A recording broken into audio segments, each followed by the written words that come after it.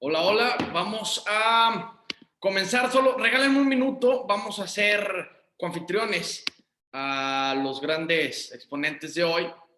Tanto a la doctora, me voy a aguantar me va a reservar el derecho a presentarla para darle la presentación como lo merece. Vamos haciendo los panelistas. Denme un segundo para que ellos puedan participar más tarde sin ningún inconveniente.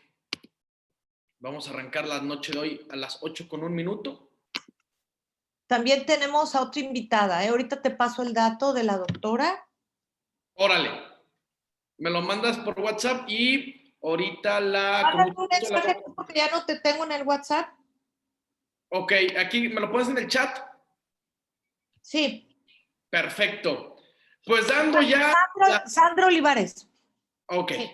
Ahorita la agrego. Muchas gracias, doctora Elena López Gavito, quien siempre es un honor que nos acompañe como la mentora de este programa. Pues bueno, ya las 8:01, les doy la bienvenida a todos ustedes. Es un honor tenerlos como todos los miércoles de La Voz del Residente en Cirugía General, tenerlos por aquí. Hoy tenemos un gran tema, hoy tenemos un caso, se presentará el caso sobre cuadro de isquemia arterial.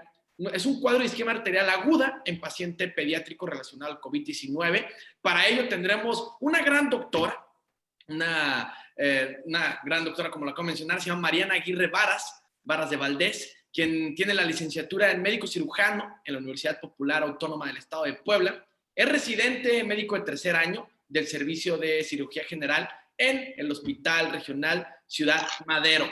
Antes de empezar a adentrarnos en este gran tema, quiero invitarlos a que nos sigan en Facebook, en Instagram, La Voz del Residente, así de fácil. Hoy, como ya les mencioné, tenemos un gran caso. Si por algo se pierden algún detalle o lo quieren compartir, no se preocupen, estará en YouTube. Se suscriben a Medical Legal Center, se suscriben y todos los miércoles encontrarán todo lo necesario, todo el contenido enriquecedor, contenido de valor sobre cirugía general. Todos los miércoles ahí se va a subir. También, antes de pasar los micrófonos a nuestra gran invitada, la doctora Mariana Aguirre, quiero invitar a los jefes de residentes que si requieren una de las pláticas de Medical Legal Center, ya sea para capacitar o para adiestramiento en temas médico-legales, que nos contacten al correo atención.mlc@gmail.com. Atención sin acento, .mlc@gmail.com, y con mucho gusto, damas y caballeros, damos esa plática sin costo en este momento de pandemia. Sin más preámbulo, le paso los micrófonos a la doctora Mariana Aguirre. Por favor, ¿estás por ahí, Mariana? Hola, sí, aquí estoy. Buenas noches. Buenas noches. Adelante. Aquí estamos ansiosos de ver tu presentación. ¿Puedes compartir pantalla? No, me dice que no. Dice, no puede iniciar su video porque el hospedador lo detuvo, entonces aún... A ver, el hospedador soy yo. Sí. Entonces, te acabo de ser coanfitriona. Okay. No debería haber ningún inconveniente. Listo. Épale, perfecto. Hola. Hola, hola. Hola, buenas tardes. ¿Ya puedo empezar? Adelante, por favor. Gracias. Hola, buenas tardes. Yo soy la doctora Mariana Aguirre Varas de Valdés. Les voy a platicar el día de hoy de un caso clínico de una paciente que tuvimos en edad pediátrica, que curiosamente descubrimos que tenía COVID. Vamos a platicar del caso clínico y hacer una revisión de la literatura, ¿ok?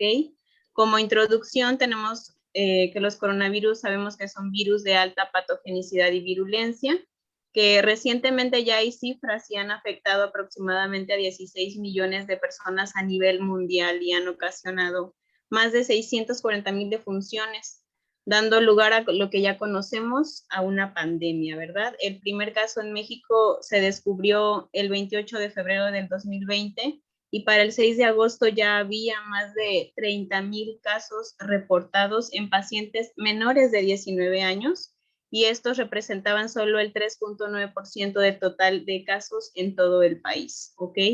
El espectro de la enfermedad es muy amplio, sabemos que puede ir desde ser asintomático hasta desarrollar una enfermedad severa, ¿verdad?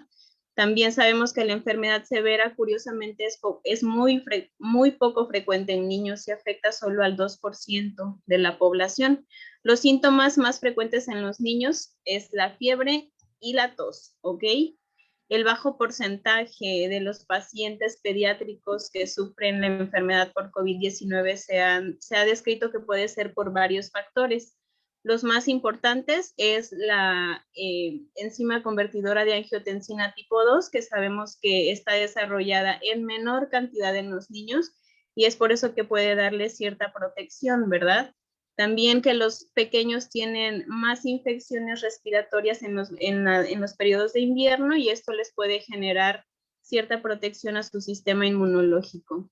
Hay un aspecto muy importante en la enfermedad por COVID-19 y es que 71.4% de los pacientes generalmente sufren de coagulopatías y estos pacientes generalmente suelen fallecer, es decir, se complican. Entonces, obviamente, generan una respuesta trombótica exagerada. Y curiosamente hay una respuesta inmune trombótica asociada a COVID, que también curiosamente se llama RITAC. Se presenta principalmente en pacientes jóvenes y generalmente estos pacientes se agravan de una manera rápida. En estos pacientes, séricamente sus laboratorios representan niveles elevados de dímero D, productos degradadores del fibrinógeno están elevados, el mismo fibrinógeno, pero curiosamente también hay una disminución en los niveles de antitrombina, protrombina y también en el tiempo de protrombina. El objetivo de esta plática es hacer una revisión de la literatura reportada y dar a conocer el caso de una paciente en edad pediátrica que cursó con infección por COVID-19 y curiosamente se complicó.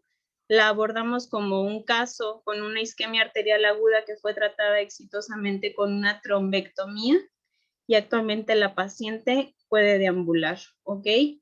Es una paciente del sexo femenino, ella tiene 15 años de edad, llegó a nuestra sala de urgencias refiriendo que desde hace 14 días ella tenía dolor en el miembro pélvico izquierdo. Pero curiosamente, 5 horas previas a su ingreso a sala de urgencias, ese cuadro se agudiza hasta ser incapacitante y no permitirle la deambulación, ¿ok? Durante el interrogatorio, ella refería que 5 días previos a su ingreso, cursó con un cuadro de cefalea, odinofagia, astenia y adinamia. Sus papás no le presentaron importancia, no la llevaron a recibir atención médica, y durante la exploración física en nuestro abordaje en la sala de urgencias encontramos que totalmente el miembro pélvico izquierdo estaba pálido, tenía disminución en la temperatura desde el tercio distal de la pierna y a la palpación la paciente tenía una... Disculpa, ¿no has compartido pantalla? Sí. No se ve. A ver, chécale. Pues aquí estoy. No se ve la pantalla. ¿No se ve? No. Ah, qué curioso. Entonces, ¿vuelvo a empezar o qué hago? No, igual donde partiste, pero ponle en compartir pantalla, porfa. Ah, ya, ok.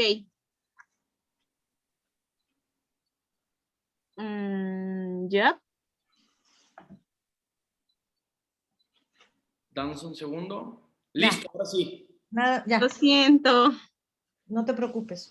Bueno, en la exploración física ella tenía el pulso femoral presente, palpable. El popliteo, el pedio dorsal y el tibial posterior no eran palpables. Tenía un llenado capilar más de 5 segundos.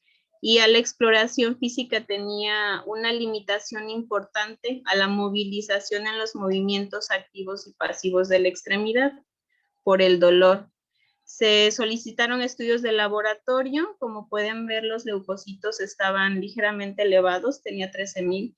La hemoglobina, el hematocrito, las plaquetas y los tiempos de coagulación estaban dentro de parámetros normales. Evidentemente, encontrando los hallazgos en la exploración física, se realizó un ultrasonido arterial y en este se reportaba una arteria femoral común, superficial y profunda, con los flujos presentes. En la poplitea tenía un flujo lento y bifásico. La tibial posterior en el tercio distal, la pedia y la peronea no tenían flujo, sin embargo no se visualizó el trombo y a pesar de eso se decidió hacer una intervención quirúrgica. A ella se le realizó una trombectomía del miembro pélvico izquierdo. Durante la cirugía se encontró una importante herniación del músculo semimembranoso. La arteria poplitea tenía una disminución en el pulso distal y previo a su bifurcación tenía un flujo proximal adecuado. Durante la trombectomía se utilizó un catéter Fogarty y tenía resistencia intraluminal al paso del catéter y durante su extracción obviamente se encontró un trombo bien formado en la porción proximal de la poplitea. Este es un video que tomamos durante la cirugía. Se hizo una incisión longitudinal.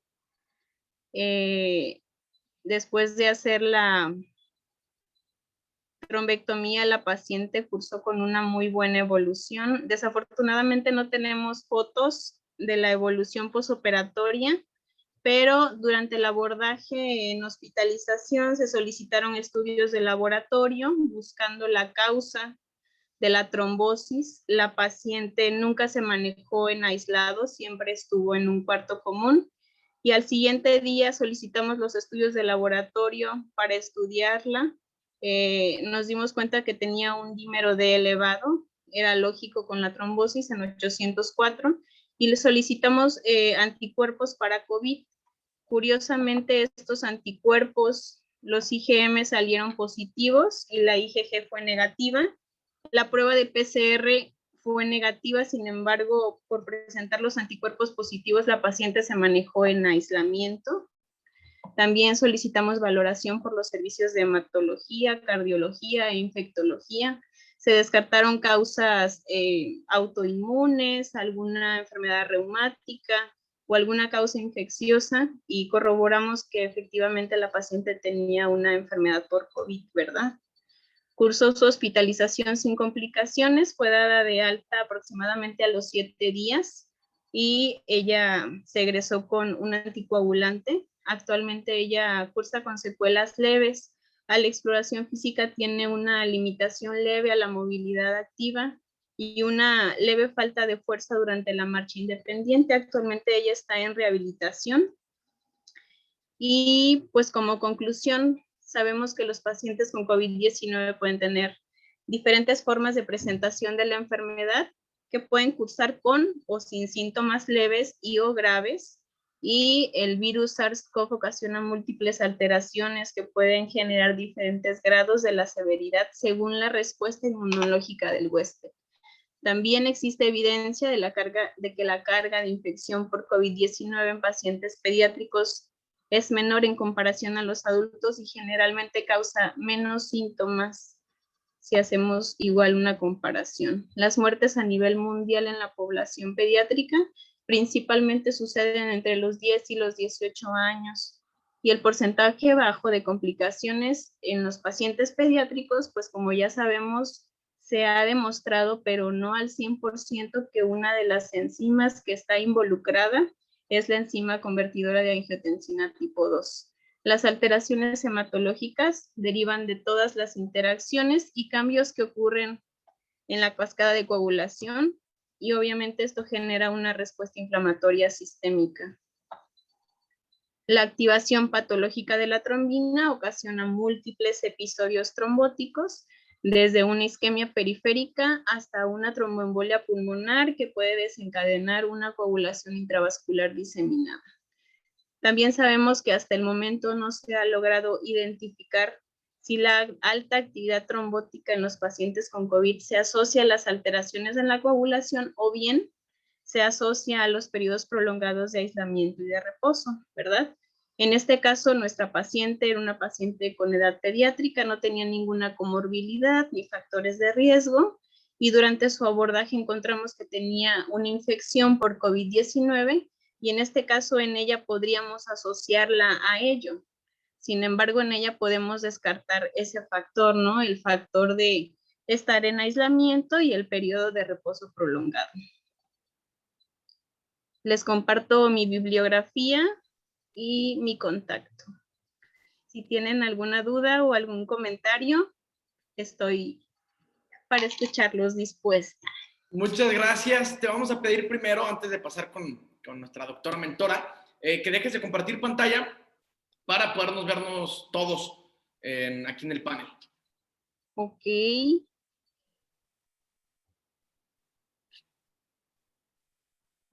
¿En dónde lo hago? En la parte de abajo, o bueno, arriba, no sé si te aparece dejar de compartir pantalla. Ya. Listo. Bueno, todavía no.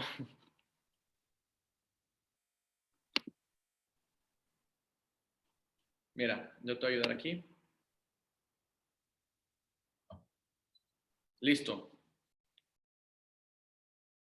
Listo, vamos a pasar con, no sé si como lo guste manejar la doctora Elena López Gavito, si pasamos con la doctora Sandra Olivar, que también es gran... La quiero presentar, si me dejas compartir video. Claro, a ver. Bueno, para mí quiero demostrar un especial agradecimiento para la doctora Sandra Olivares, que es una destacada cirujana egresada del Hospital de Alta Especialidad de Veracruz en cirugía general y posteriormente realizó la subespecialidad en angiología y cirugía vascular en el Instituto de Ciencias Médicas Salvador Subirán. La doctora tiene aparte como un currículum muy destacado. También es la editora en jefe del boletín de la Sociedad Mexicana de Angiología y Cirugía Vascular. Muchas gracias, Sandra, por este día estar con nosotros y sobre todo para cobijar y estar con Mariana comentando su caso que presentó extraordinariamente. Y sin más preámbulo, te agradezco y te cedo la palabra para tus comentarios. Hola, doctora. Hola a todo el panel. Muchas gracias por la invitación y por la oportunidad de estar en este espacio. Sobre todo, felicidades, Mariana, por tu caso, pero gracias. Hay cosas que sí me gustaría que puntualizáramos mucho porque en la especialidad de cirugía general, en gran parte de los hospitales que forman cirujanos, no contamos con un servicio de cirugía vascular como tal. Entonces, algunos hospitales afortunadamente sí tienen un mentor o un cirujano vascular que te va llevando de la mano para el diagnóstico, pero en algunos otros casos no. Y lo importante es, tal vez no siempre los vas a poder tratar y vas a tener el éxito que tuvimos en este caso, o que tuvieron en este caso que nos presentaste, pero sí saber diagnosticarlos para tratar de evitar las complicaciones. El problema de la insuficiencia arterial aguda es que muchas veces los pacientes llegan referidos a un centro hospitalario donde sí se cuenta con la especialidad, con ya muchas horas de evolución. De hecho, hay un artículo, hay muchos artículos, ¿no? Uno que escribí el año pasado en la revista de la Sociedad Mexicana de Angiología. Hicimos una revisión precisamente de los pacientes que nos llegaban al Hospital General de México, referidos de otro hospital, si el tiempo de evolución entre el diagnóstico y el tratamiento influía en los resultados. ¿A qué nos referimos con resultados? A la sobrevida libre de amputación. Entonces nos dimos cuenta que gran parte de los pacientes que son referidos ya están con más de 72 horas de evolución, y eso al final de cuentas sí repercute mucho en que los pacientes hagan síndrome de reperfusión o que terminen amputados, y al final de cuentas son pacientes que tienen una vida económicamente activa, la gran mayoría, y el impacto social que lleva a una amputación, pues sí es muy grande. Entonces, sí me gustaría preguntarte, Mariana, específicamente, ¿cuáles son los signos o las 6 P's que vienen así bien descritas en todos los libros para la insuficiencia arterial aguda? Eso es algo con lo que siempre nos debemos de quedar. Sí, pues es la palidez, la poiquilotermia, los pulsos prácticamente ausentes. Llevo 3, me faltan 3.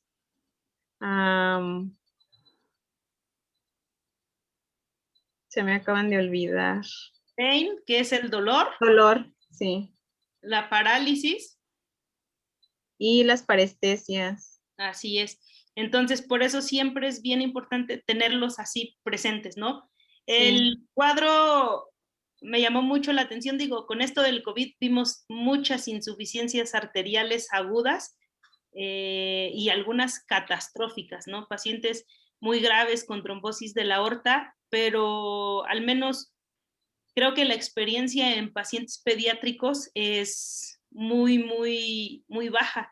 Y qué bueno qué bueno para ustedes como enseñanza que tuvieron este caso porque les dio tiempo de tratarlo y les va a dar tiempo de darle seguimiento, Sí. pero sí es bien importante diagnosticarlos y bueno, hacer la exploración que afortunadamente vimos a esta paciente le fue muy bien. No sé si tienes alguna duda que quisieras compartirnos o algo en cuanto al abordaje o al tratamiento de tu paciente.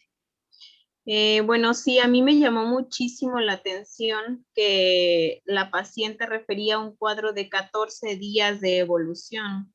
Entonces, nosotros reuniendo los hechos, se nos hizo muy raro encontrar una paciente pediátrica de 14 años de evolución que la hayamos podido operar y ella prácticamente no tiene ninguna secuela pues funcional, ¿verdad? Entonces yo creo que ahí es en donde entra un poco de conflicto y me pregunto, ¿en qué momento fue que ella tuvo COVID y en qué momento fue que ella empezó con los síntomas efectivamente, ¿verdad?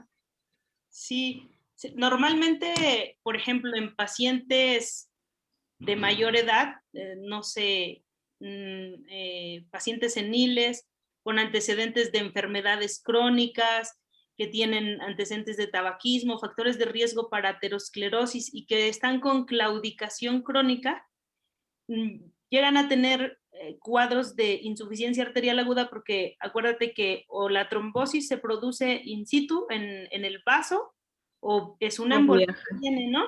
Entonces, en pacientes mayores, de mayor edad, el trombo se puede formar ahí, pero como ya son claudicantes crónicos, les da tiempo como de hacer arterias colaterales y por eso compensan mucho la pierna. Puede ser que empiecen con dolor un súbito y de repente van disminuyendo la sintomatología porque les da tiempo de compensar esa pierna. En los pacientes jóvenes eso no debería de ocurrir, a menos, o sea, como que lo único que se me ocurre es que hubiese tenido una trombosis parcial y que como no tuvo tratamiento se terminara de formar el trombo y por eso es que le dio tiempo como llegar todos esos días, porque normalmente yo pensaría que la paciente empezó con la trombosis como tal, con las 5 horas de evolución que describes en el cuadro. Sí, efectivamente, nosotros creemos también que el dolor probablemente haya sido asociado a, ella mencionaba que había corrido y probablemente ahí fue que empezó el dolor.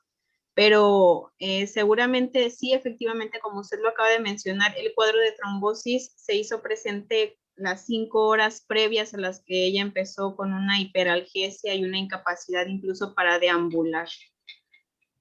Así es, más pareciera el cuadro así, porque pacientes jóvenes por lo general el cuadro es súbito y no les da tiempo de hacer esa compensación que te decía en pacientes que tienen una insuficiencia arterial crónica y que ya están con claudicación desde hace mucho tiempo.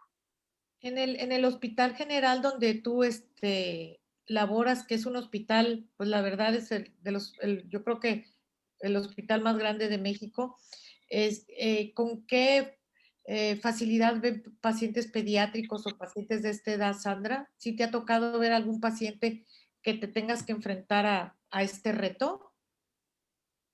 La verdad, doctora, que en pacientes es muy raro que veamos a un paciente pediátrico.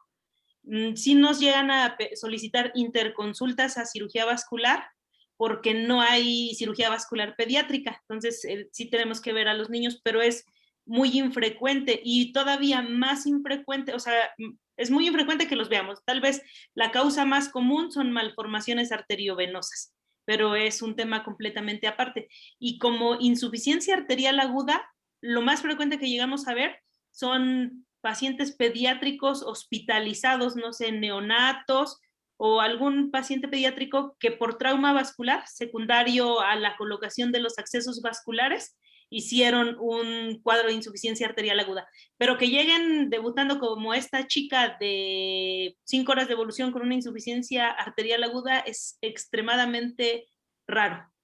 Sí, yo te pregunto porque algo que acabas de mencionar y que es sumamente importante, que hay que tener mucho cuidado con los accesos vasculares, porque en ocasiones, en lugar de hacer una venodisección, hacen una arteriodisección o realmente no tienen esos tips tan importantes que nosotros ya tenemos cuando has tomado estos cursos de accesos vasculares, pero sobre todo el saber hacerlo oportunamente.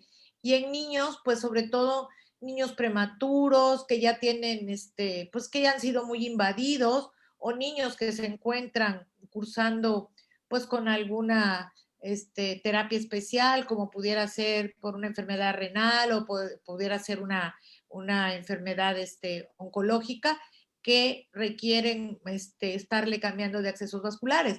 Pero realmente que debuten como primer evento de una trombosis, sí, a mí no me ha tocado ver así a ningún niño, pero tomando en cuenta lo que estamos viviendo ahora, que en esta etapa del COVID, pues realmente en los niños yo creo que sí va a haber una etapa de mucho estudio y mucha área de oportunidad, porque como dices, y dices bien, en las unidades muchas veces o no hay cirujano pediatra y mucho menos vascular. Entonces, sí nos ha tocado, a mí sobre todo que me consultan para preguntarme qué hacer, porque me dicen, oiga, es que me quieren pasar un píloro. Discúlpame, pero es agudo, se puede trasladar, porque realmente hay áreas de experticia que sí debemos tener mucho cuidado en ofrecerle el traslado oportuno. Eso que estamos comentando ahorita, de dar esa ventana de oportunidad en el momento específico que es la hora dorada, que como ustedes lo hicieron oportunamente, y cuántas veces también otra cosa, Mariana, que tuvieron suerte en tener el equipamiento, porque ahorita Sandra no me va a dejar mentir, que estamos batallando mucho con los insumos a nivel nacional, no se cuenta con todo, o que no esté el arco en C, o que no está disponible algo que necesitemos. Entonces, el que hayas estado en un centro regional de Pemex donde cuenta con los insumos, pues eso habla muy bien a favor de tu unidad, porque realmente algo que estamos viviendo ahorita es precisamente el desabasto. ¿Tú qué opinas de esto, Sandra? Sí, desafortunadamente, creo que a nivel nacional sí estamos sufriendo de desabasto, ¿no? Incluso en el propio Hospital General de México, cuando llegan pacientes agudos, es tanta la demanda que no van a ir a una tomografía tan rápido como fue esta chica o a un ultrasonido tan rápido por la cantidad de pacientes. Y si a eso le sumamos que de repente ya no tenemos arco en C o que se descompuso o que si los Fogarty, o sea, sí es un problema bastante serio que nos está haciendo batallar en la atención, porque de repente pues necesitas algo y te tienes que esperar a ver de qué manera lo consigues, o ahí andamos hasta reciclando muchas cosas. Una pregunta, Mariana, dado que hiciste una revisión, ¿encontraste otro reporte a nivel México o en otro país de esta patología asociada a COVID en niños? Aún no, todavía no lo he encontrado. Sigo buscando porque me llamó muchísimo la atención, pero hasta el día de hoy no lo he encontrado. Porque entonces pues también está el área de oportunidad que se pueda publicar y que con el apoyo de la doctora Sandra salga en la revista Cirujano General o en la revista que sea adecuada, porque parte de lo que estamos viviendo, que son novedades, pues yo creo que hay que poderlas compartir con el resto de los cirujanos del país para que estén, pues desde mi punto de vista, muy alertas, ¿verdad? Claro. Y que no se vale que no hay ultrasonido, que no se vale que en un momento dado no hay vascular, porque si desafortunadamente llega en un viernes en la tarde y se atraviesa sábado y domingo, ese niño hubiera, en cualquier otra institución igual hubiera, esa niña hubiera perdido el miembro pélvico. Entonces, yo creo que el caso no solo es interesante por su manera de presentación, sino porque también nos está presentando una alerta en relación a la isquemia, a la insuficiencia arterial aguda, porque algo que mencionó la doctora Sandra es que las personas mayores pues tienen red colateral y pues que muchas veces no se hace tan evidente.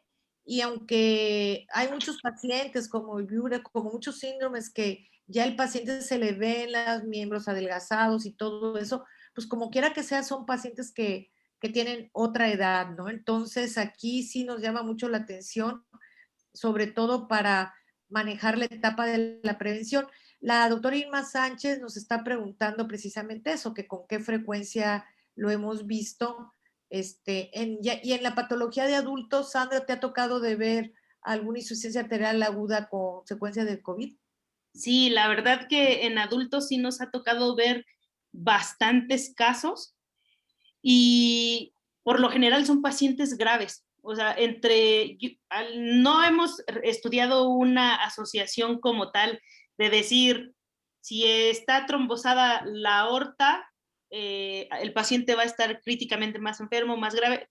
Es lógico que sí por los segmentos que van a estar en isquemia, pero sí hemos visto muchos casos de pacientes que tienen trombosis graves, trombosis de aorta, y que es el único factor de riesgo con el que se encontraban en ese momento era el COVID. También me ha tocado ver casos de pacientes que salieron del COVID y que de repente llegan al consultorio porque empiezan a claudicar, ya están caminando, recuperándose, o empiezan con lesiones en los dedos de isquemia. Y entonces ya al hacer el diagnóstico, revisarlos y todo, nos damos cuenta de que cursaron durante su hospitalización por COVID con una insuficiencia arterial aguda, que muchas veces son pacientes tan graves o que están con apoyo de aminas que no se alcanzan a diagnosticar. Pero sí es muy común. Pues también el doctor Jorge García Leal te invita a que hagas una revisión y una publicación, también nos está comentando. Y pues bueno, algo que aunque no se refiera a la insuficiencia arterial aguda, hemos visto este fenómeno que menciona nuestra amiga Sandra Olivares en relación a sobre todo enfermedad del corazón. Esa es otra cosa que nos ha estado llamando mucho la atención en gente joven que sale del COVID y 2 o 3 semanas después se infarta, ¿no? Por ejemplo. Entonces, yo creo que aquí hay que ser muy juiciosos en cómo manejar la tromboprofilaxis, que pues quiero aprovechar el momento histórico de tener aquí a la doctora Sandra, que nos insista mucho porque saber llevar la tromboprofilaxis es salvar vidas y mucha gente, hasta, ahora sí que hasta en el cine vemos pacientes que de repente tienen tromboembolia pulmonar, por ejemplo, ¿no? Y creo yo que en el área de obstetricia es muy frecuente, pero muchas veces nosotros, desde que ingresa el paciente, y es algo que sí me gustaría sugerirlo, aprovechando este caso en relación a la enfermedad tromboembólica, que tenemos que tener la cultura de la prevención. ¿Qué opinas de esto, de la valoración adecuada en el preoperatorio para todo esto, Sandra? Sí, justo que la enfermedad tromboembólica es un tema bastante frecuente y poco abordado, porque hay algunos estudios, por ejemplo, hay una serie de casos que hicieron, ya tiene hace bastantes años en el Instituto Nacional de Cardiología, donde casi el 80% de las tromboembolias pulmonares se diagnosticaron en necropsia. O sea, el paciente estuvo hospitalizado y jamás se dieron cuenta que tuvo una tromboembolia pulmonar. Y en la gran mayoría de los pacientes que fallecen por tromboembolia pulmonar, no la ponen como primer causa de muerte porque es una enfermedad muy grave, subdiagnosticada. Entonces sí es súper importante que desde el primer momento que llega un paciente y que sabemos que va a estar hospitalizado, que tiene factores de riesgo para trombosis, empecemos con una dosis de heparina de bajo peso molecular como tromboprofilaxis, la deambulación temprana, el uso de sus medias de compresión. Todas estas cosas van a disminuir el riesgo de tener un evento de trombosis venosa profunda y disminuir mucho más el riesgo de tromboembolia pulmonar, porque yo creo que a veces nos da mucho miedo el hecho de que decimos, si lo dejamos anticoagulado profiláctico, nos va a sangrar en la cirugía.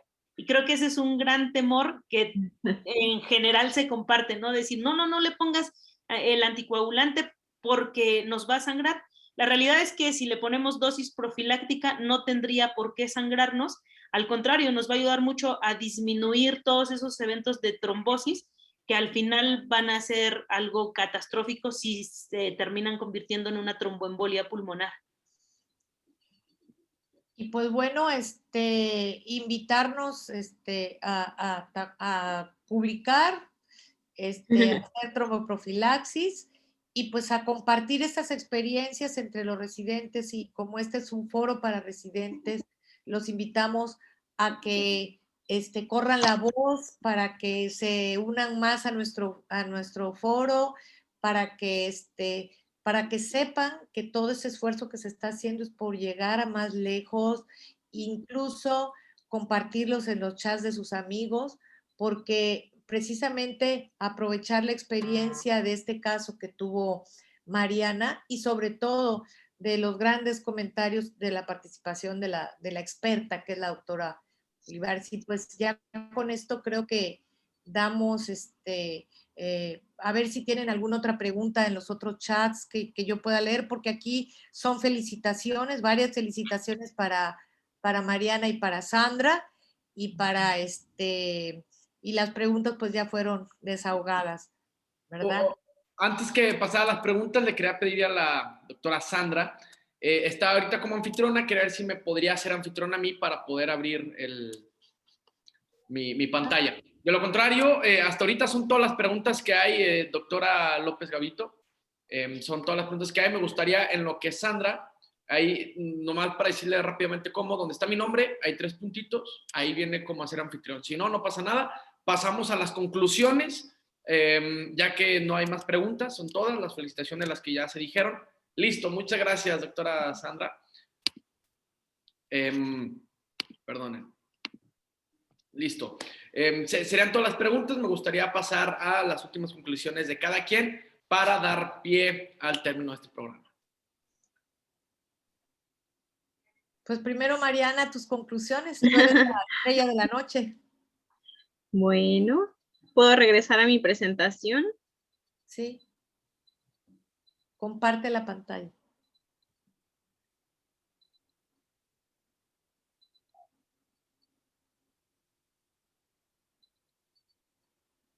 En el cuadro, ahí está. Listo. Bueno. Ok. Pues, como conclusiones, sabemos que los pacientes con COVID-19 pueden tener diferentes formas de presentación, que pueden ir desde una enfermedad asintomática hasta síntomas leves o incluso graves, que pueden generar diferentes grados de severidad de la enfermedad según la respuesta inmunológica del huésped o del paciente que la padece. También existe evidencia de que la carga de infección por COVID-19 en pacientes pediátricos es menor.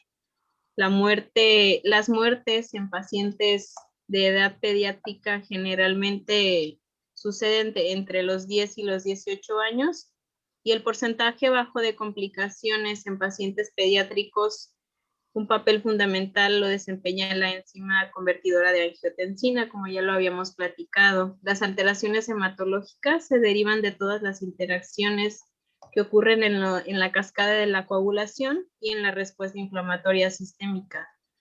También la activación patológica de la trombina ocasiona múltiples episodios trombóticos que pueden ir desde una isquemia periférica hasta una tromboembolia pulmonar, desencadenando una coagulación intravascular diseminada.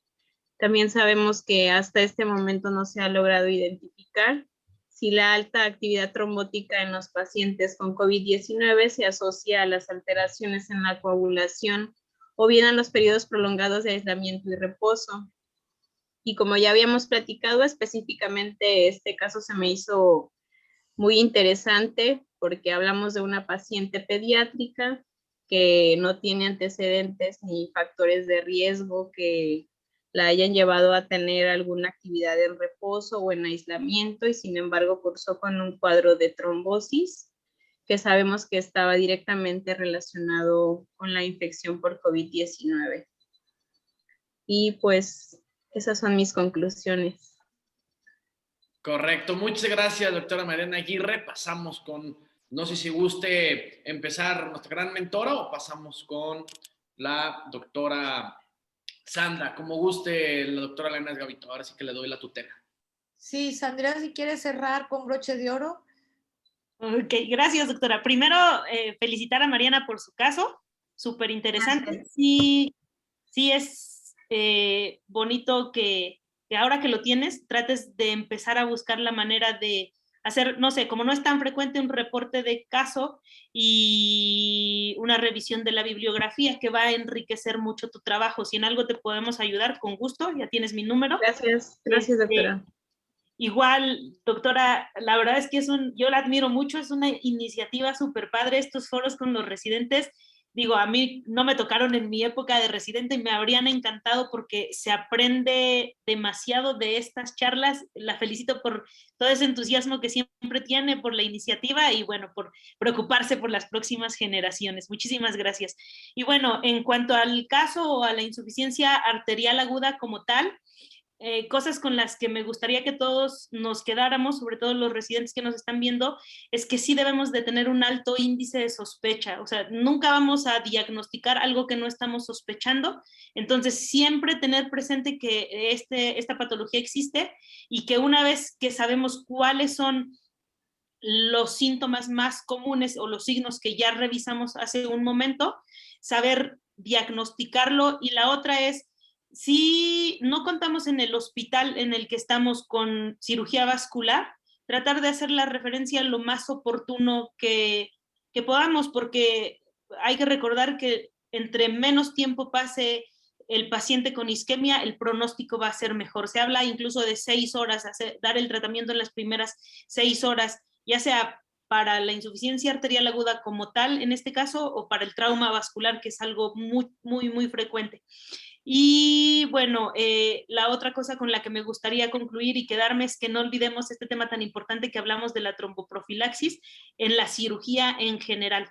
En la cirugía en general sí es bien importante que si vamos a operar una vesícula, si vamos a tener un paciente muchos días encamado, cosas así, no olvidemos la alta frecuencia de trombosis venosa profunda y que es algo que podemos evitar con la tromboprofilaxis. Muchísimas gracias. Ay, pues muy agradecida por este gran comentario, y pues vamos a seguir pidiéndoles que les comenten a todos sus compañeros que ya se haga una cadena para que ellos ya estén esperando todos los miércoles. Siempre va a ser los miércoles. Invitarlos también a que nos manden sus casos, y pues vamos a procurar siempre tener a una comentarista de la altura de la doctora Olivares, porque realmente, aparte de que labora en un gran hospital, el ser editor en una revista pues es un mérito muy grande. Y Mariana, pues a seguirle, aquí nos tienes a las 2 de tus madrinas. Gracias. Para la publicación. ¿Sale? Gracias, un abrazo, muchas gracias por Nos la vemos oportunidad. el próximo miércoles, si Dios quiere. Gracias. Correcto, muchas gracias, doctora Mariana Aguirre, doctora Sandra, doctora Elena, muchas gracias a todos. Nos despedimos, no sin antes invitarlos nuevamente que compartan todo en Facebook, Instagram, La Voz del Residente, YouTube. Suscríbanse, invitarlos todos los miércoles a que estén con nosotros y por algo se pierden. Está en YouTube, Medical Legal Center, para que no se pierdan absolutamente nada de este gran contenido de valor que se está dando para todos los residentes de cirugía general todos los miércoles. Y por último, los jefes de residentes, si requieren una de las prácticas de Medical Legal Center, no duden en contactarnos mandando un correo al siguiente La siguiente línea es atención.mlc@gmail.com, atención sin acento.mlc@gmail.com, y con mucho gusto les damos esta plática sin costo en este momento de pandemia. Yo me despido, no sin antes decirles que compartiendo aprendemos todos juntos. Nos vemos el próximo miércoles. Saludos. Hasta luego, bye, adiós. Bye.